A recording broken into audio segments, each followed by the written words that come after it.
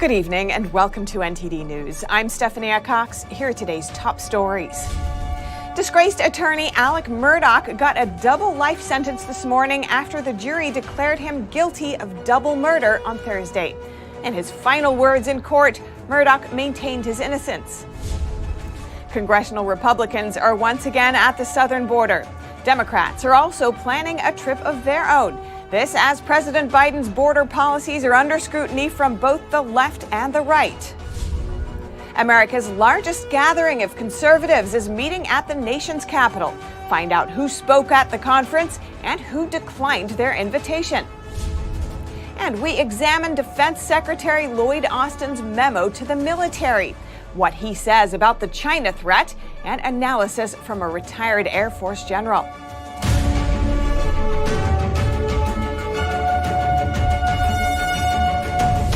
Former high-profile lawyer Alec Murdaugh was sentenced to life in prison today for the murders of his wife and son after a jury declared him guilty yesterday.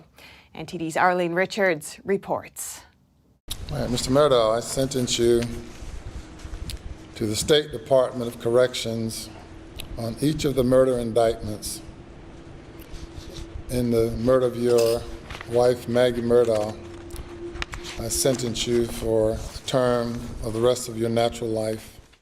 State Judge Clifton Newman sentenced disgraced attorney Alec Murdaugh to life in prison on Friday for the gruesome murders of his wife and youngest son in June 2021.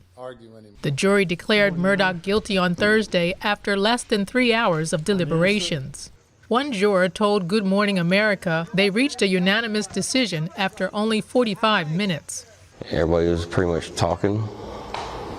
And about 45 minutes later, after all our deliberating, we figured it out.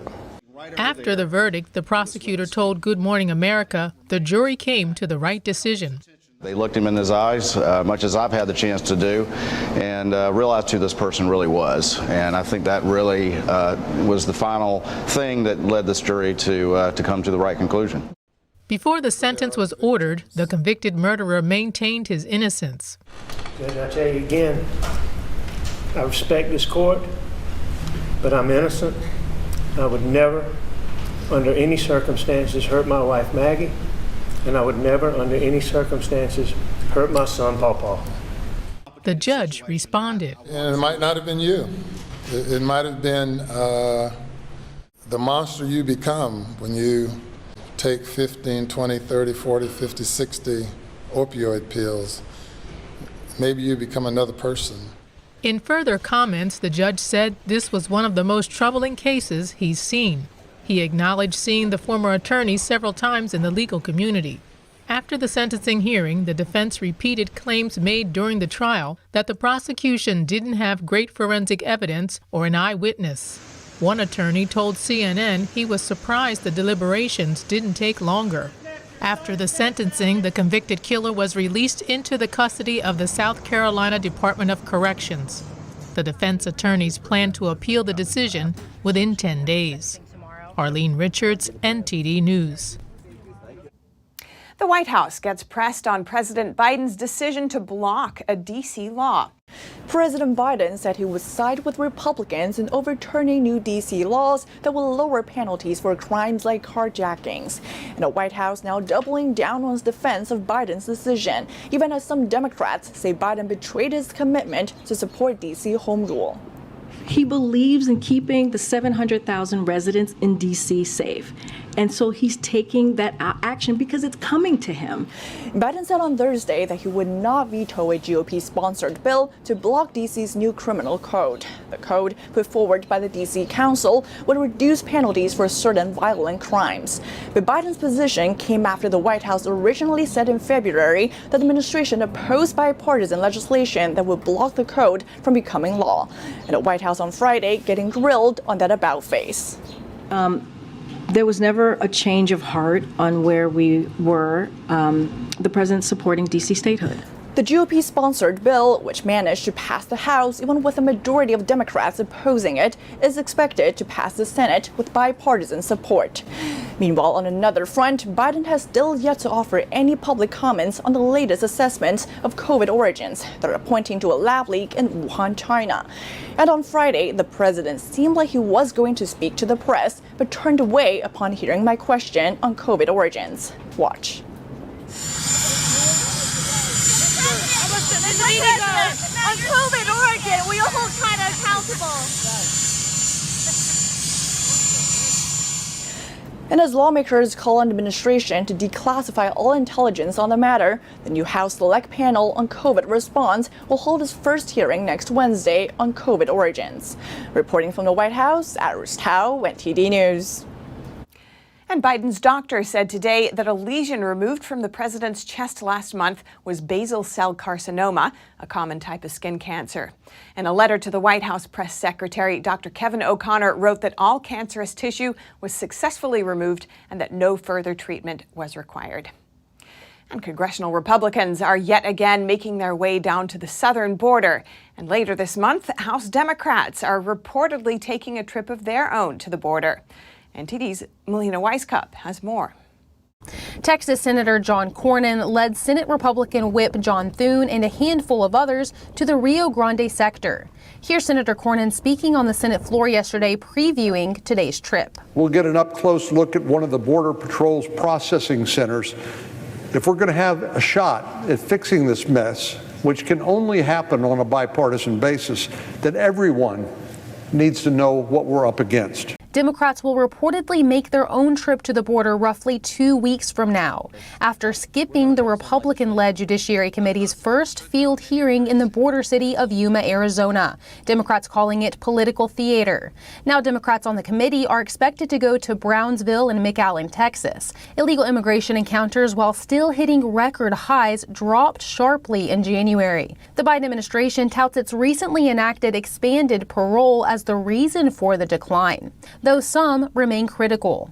The Biden administration's plan is to funnel would-be illegal migrants through the ports of entry. That's plainly having an effect, but that doesn't make their presence in the United States any more legal. It simply makes it slightly more orderly.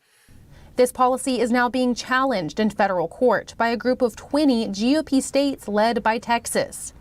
Meanwhile, a group of Democrats is unhappy with Biden's latest asylum rule. It could penalize those who cross the border illegally without first asking for protection in a country they have traveled through on their way to the United States. A large group of Democrats has condemned this, saying they are deeply disappointed. I stand before you today urging this administration to reverse course on Title 42 and the proposed asylum transit ban. Lawmakers on both sides of the aisle acknowledge the need for asylum reform, and earlier this week, Senator Tillis explained to me how it's abused. Transnational criminal organizations are making almost $1 billion a year in human trafficking. They've got like a marketing campaign. They advertise how they can get somebody from some other country through safe third countries to the United States, and then they coach them on what you need to say to have some semblance of a valid asylum claim. Tillis is now working on bills to address border security and provide a pathway for dreamers, trying to break the gridlock on immigration in the divided Congress. Reporting in Washington, D.C., Melina Weiskup, NTD News. America's largest gathering of conservatives is meeting in Washington, D.C. However, two prominent conservatives who may run for president in 2024 declined their invitations. NTD's Jason Perry has that story. Hundreds of people gathered in Washington, D.C. for this year's Conservative Political Action Conference, or CPAC. It's America's largest gathering of conservatives, and speakers discussed the issues Americans face, as well as the solutions to those issues. This year, two potential presidential candidates declined invitations to the event: former Vice President Mike Pence and Florida Governor Ron DeSantis. Sebastian Gorka, a former deputy assistant in the Trump administration, brought up this key issue facing Americans.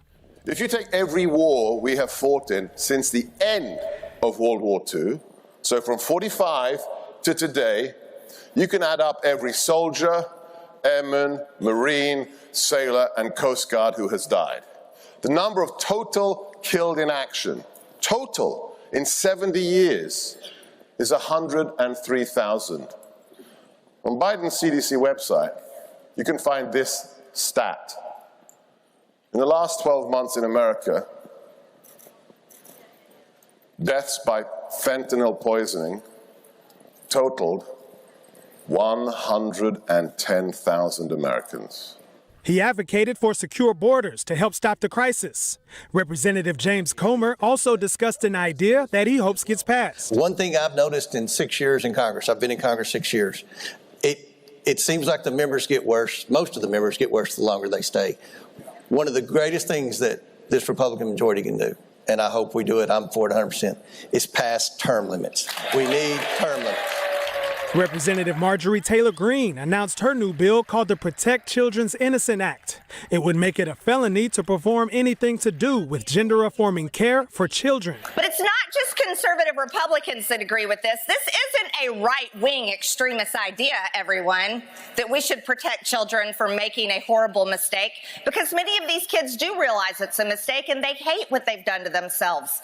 And then they're left with lifelong disabilities by the people that are making billions of dollars mutilating their genitals. And Representative Byron Donalds added what he thinks is a key issue to America's survival. And I remember people would have their political debates and you would have family members say, oh no, we don't talk politics at the table. We're here to eat and enjoy each other. And somewhere along the way, we've had families become divided just over politics. Other speakers at CPAC on Friday were Republican presidential candidate Nikki Haley and former Secretary of State Mike Pompeo. Former President Donald Trump will be the keynote speaker at CPAC on Saturday. You can watch live coverage of CPAC on NTD. Jason Perry, NTD News. Attorney General Merrick Garland is the latest Biden administration official to make a surprise visit to Ukraine. It comes as the U.S. announces additional military aid to the country. Garland visited the city of Lviv in western Ukraine today. While there, he attended a conference on human rights and met with Ukrainian President Volodymyr Zelensky and Ukraine's prosecutor general. During the meeting, Garland reportedly reaffirmed U.S. determination to hold Russia accountable for war crimes. The Justice Department says the trip was not announced for security reasons. On the same day as Garland's visit, the Biden administration announced the latest military aid to Ukraine worth $400 million. It comprises primarily ammunition. But it will also include, for the first time, tactical bridges to move tanks and armored vehicles. And now to China, whose increasing aggression is push for an authoritarian world order must be dealt with. That's the message from Defense Secretary Lloyd Austin to the U.S. military yesterday. So what's the shape and nature of this threat, and what will it take for the U.S. to meet that challenge? Earlier today, I spoke with retired United States Air Force Brigadier General Robert Spalding, now serving as a senior fellow at the Hudson Institute, for his perspective. General Robert Spalding, welcome to our show. Thanks so much for joining us. Thank you. It's great to be back. Now, Secretary of Defense Lloyd Austin told the armed forces in a memo yesterday that China is trying to reshape the world order and that the U.S. needs to prepare for a confrontation.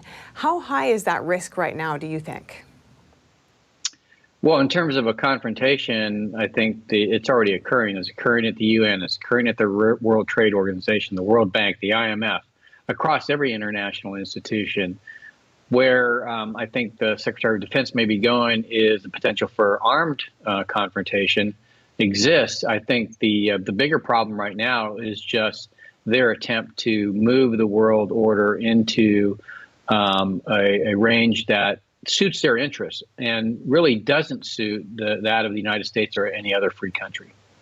Just last month, the Navy's secretary said the U.S. can't match the number of ships in China's fleet, 340 at last count, whereas the U.S. has 280. If China, say, tries to invade Taiwan, ships will be key tools in that fight. Some experts have said that U.S. ships are more advanced, so they're fewer. How do you see the Navy's readiness in the context of Taiwan? Well, it's not just the number of ships, but it's also the number of weapons that the Chinese can bring to bear, both from ships and from shore, because they're so close to Taiwan. So when you're looking at that conflict, you have to keep in mind that we're way away from America's shore and very close to China's shore. And in that case, I think the numerical superiority is definitely in China's favor. Our entire industrial base is inadequate now. The question remains, should we try to match China ship for ship? I don't think that's the right answer. But what is the right answer is restoring the defense industrial base and the overall industrial base of the United States in a way that, quite frankly, we've allowed to erode over the last 30 years. And most of it has gone to China. So when you allow China to be your manufacturer, then you lose the ability to manufacture for yourself. So if China becomes an adversary in a military sense, we're in big trouble. So we need to think more in terms of how do we have productivity in America? How do we restore our industrial base? But it's really about economic opportunity for Americans. That's what really makes us such an attractive place, not just building weapons or trying to match China ship for ship. Chinese media is reporting moves that look like it's increasingly readying the country for war, announcing thousands of air raid shelter evacuation points and wartime mobile phone broadcast information. We had the People's National Congress last month adjusting its martial law rules. How soon do you think China might be to launching an offensive, say, against Taiwan? Well, we really have no way of knowing. The first question you have to ask is, do they have the military capability to do it? I absolutely believe they do. And so it really becomes then a choice of when, and it's their choice. Right now, we don't have sufficient deterrence, I think, to prevent them from doing it. We've waited too long. It's been 30 years that they've allowed to build up a mass of weapons and capability on their side of the strait. So, and we're not going to be able to catch up in any time soon before they could potentially launch an attack. So I think we have to be prepared to support the Taiwanese, whether it's evacuation or resupply or some kind of humanitarian aid. But, the chance is very high that China moves within the next 5 years, potentially within the next 2 years. And, our ability to respond militarily in terms of blunting that or stopping that, we've lost that ability because we've waited so long to match their capability. You've said that America needs a China detox plan. What would that look like to you? Well, it's really about getting China, the Chinese Communist Party, out of America. And unfortunately, the Chinese Communist Party has co-opted the Chinese people. So now, because of the way the Chinese Communist Party rules China, they use each of the Chinese citizens as spies or influencers or in many different ways in terms of being part of the overall effort that the Chinese Communist Party takes in undermining the faith and confidence of free people in their system, in the system of democracy. And so getting those people and those capabilities out of our social, cultural, political, academic, financial, economic, spheres is very important. So that's what I mean. Detox is really about getting the Chinese Communist Party out. They're using the fact that they're within our system to really pit Americans against Americans in a way that really, begins to erode the social fabric. And so we have to recognize that's their plan. We have to recognize they have the capability to do it because of globalization and the internet and the fact that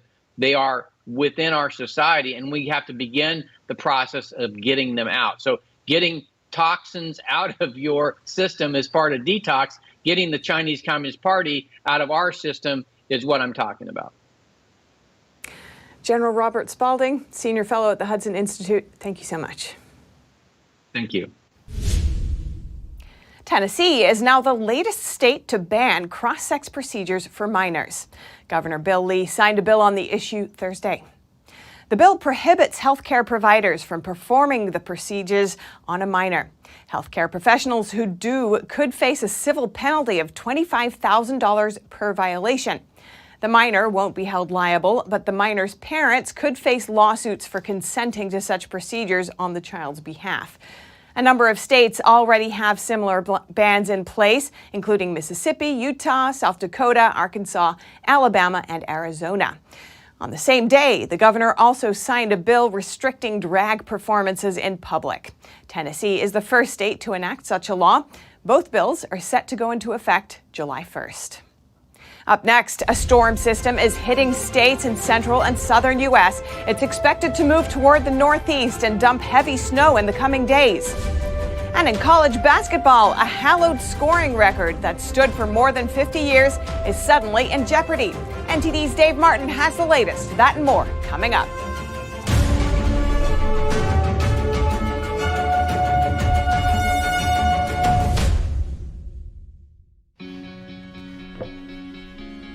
Looks like you've been sleeping well. Megan, he's back. The My Pillow guy. And you're looking good. Still feeling good. Well, just when you thought it couldn't get any better, we've got the best pillow ever, My Pillow 2.0. When I invented My Pillow, it had everything you'd ever want in a pillow. Well, now there's new technology that makes it even better. My Pillow 2.0 has my patented fill combined with a cooling fabric with temperature regulating thread.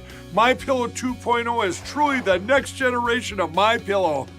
The best sleep just got even better. Whether you have a MyPillow or not, you need to get the brand new MyPillow 2.0. Call or go to MyPillow.com now. Use your promo code, and for a limited time when you buy one, you'll get a second one absolutely free. You're sleeping even better. And cooler, too. And you're looking good. Feeling good. I knew you would. Visit MyPillow.com.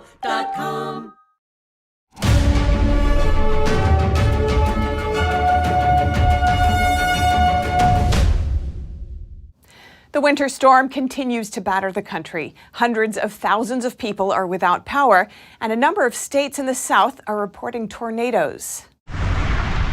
A storm system has brought golf ball-sized hail and tornadoes to southern states, stretching from Indiana, Kentucky, and Tennessee to Alabama and Georgia. Texas and Louisiana also reported 6 tornadoes on Thursday. The area around me, I'm sure you can see behind me, this kind of looks like it was ground zero. The greatest amount of damage is right in this little area. But there is some residential damage in the neighborhood to the west of us, and there's a pretty good bit of damage in the neighborhood, South Broadmoor neighborhood to the east of us. More than 60 million people are under threat of severe storms Friday. Nearly 80 million people from Mississippi to Pennsylvania are under high wind alerts, including almost the entire state of Tennessee. Nearly 25 million people are under flood watches from Oklahoma to Ohio. According to PowerOutage.us, over 310,000 customers were without power in 5 states as of Friday afternoon. The storm system is continuing to march toward the northeast on Friday. The National Weather Service says the storm will produce a swath of heavy snow from the upper Midwest through New England Friday and Saturday.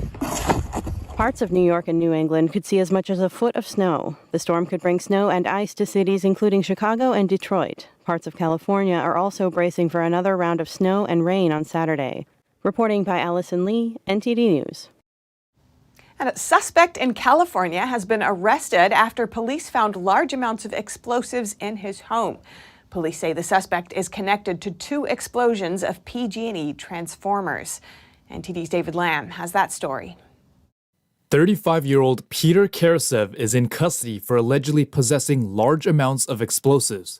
San Jose police also suspect him of being connected to 2 PG&E transformer explosions. Law enforcement were on site since Wednesday, investigating the South San Jose's resident's 2-story home. Police say the suspect lived with his wife and 2 children, who were currently safe at a different location. There's so much material in there that we've had to call in some federal resources to assist us with the proper handling and rendering safe of this evidence that's here. Authorities believe there were also narcotics activity at the residence. We want to make sure that the suspect is held fully accountable for everything that we believe he's responsible for. According to SJPD, they've already evacuated some nearby residences in case there is a blast while handling the explosives. Sergeant Camarillo says there's many layers to this investigation and that it's a tedious search as the bomb technicians have to go through the material. Now, a resident told us that she hopes there will be a positive outcome and that she feels for the neighborhood, the suspect's family, and the suspect. Very surprised because we lived in the neighborhood for close to 40 years, and it's really a nice neighborhood. We've never had problems either with the school or the surrounding area. But this was really, this was devastating to know that this is your neighbor and you don't know who they are and what they're doing. The investigation is at the 600 block of Potomac Court near Gunderson High School. I think it's a good wake-up call to know who your neighbor is, too. Because a lot of people that live here both go to work. You don't see them. You don't really correspond with them like you should. Like, I'm originally from Brooklyn, New York, so I always knew everybody on my block. And even below where I lived and up near 6th, 7th Avenue, you always knew neighbors. I just hope this has a good outcome for the family, And I feel sorry for the fella, I really do. SJPD said the on-site investigation may take up to another 5 days, and it stems from 2 separate incidents involving explosions of PG&E transformers on January 5th and December 8th. Karasev is scheduled to be arraigned Friday with 9 felony charges. Reporting in San Jose, California, David Lamb, NTD News. Now over to sports news. Here's NTD's Dave Martin with today's top stories. Thank you, Steph. Detroit Mercy star Antoine Davis came up just 3 points shy of tying Pete Maravich's all-time NCAA scoring record last night in what might be his final game. Davis scored 22 points in the loss, which was in the quarterfinals of the Horizon League tournament that ended the Titans' regular season with a 14-19 record. His only hope for breaking the mark now is if Detroit Mercy gets an invite to the NIT or another postseason tournament. The 6'1" guard has been remarkably consistent, leading the conference in scoring for all 5 of his seasons while averaging more than 25 points per game for his career. Maravich, who graduated from LSU in 1970, averaged 44 points per game, but played just 3 seasons as NCAA rules back then prohibited freshmen from playing on the varsity. And in Olympic sports, Katarina Nash, who's represented the Czech Republic in 2 winter games as a cross-country skier and 3 summer games as a cross-country mountain biker, avoided a 4-year ban for doping after authorities confirmed that a very minute trace of a banned substance was found to be from her administering a liquid medicine to her sick dog. The U.S. Anti-Doping Agency, which administered Nash's tests, cleared her after pouring small amounts of the medicine called Entice on their own hands and testing positive themselves.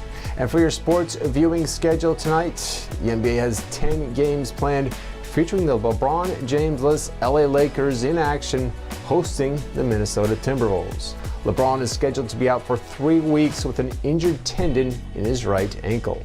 And finally, for you hockey fans, 5 games are on tap for tonight, including the Edmonton Oilers and leading scorer Connor McDavid, who's on pace for a whopping 156 points, which would be the most in the league since 1996. They host the Winnipeg Jets.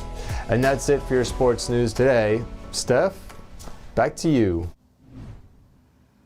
Thanks, Dave. And that's all for today's news. Thanks for tuning in. I'm Stephanie Cox. Good night.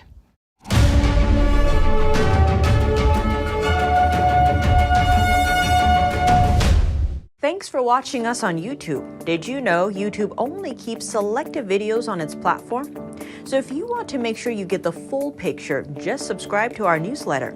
Go to newsletter.ntd.com and sign up. It's free.